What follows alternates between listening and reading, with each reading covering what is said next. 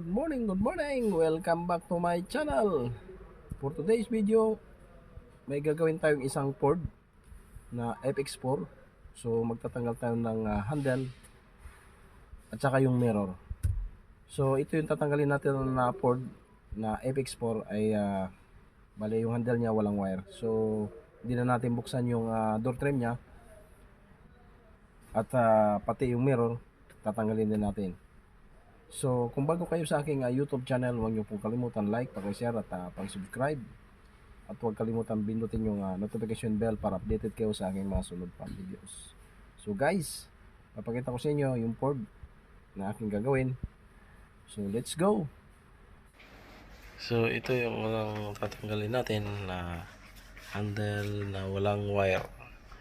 So, una, atake mo lang pataas. Tsaka mo luwagan yung tornilyo dyan sa loob. Gagamit ka lang ng 5mm. So yun, pihitin mo lang hanggang sa sumikip hanggang sa dulo. Yan, so nag-resist na siya. So yan yung sinasabi ko na walang wire. May isang klase kasi yan na isang so ang pagbalik yan ganun din, itulak mo lang doon sa loob, mas dyan sa labas ang handle, at saka mo higpitan yung tornilyo. So yun, so maglalak ng kusa yan.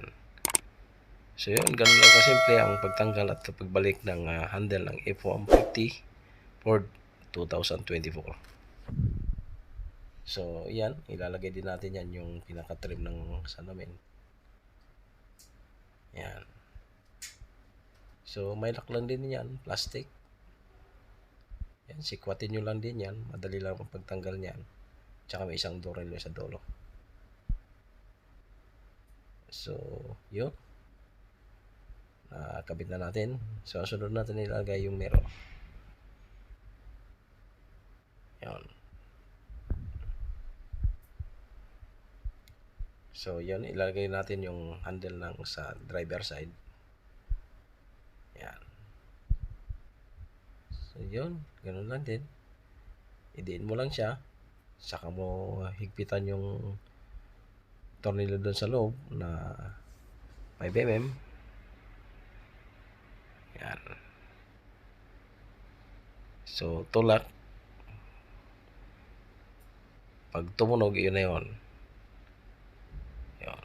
Parang nasa, ganun din sa GMC yan.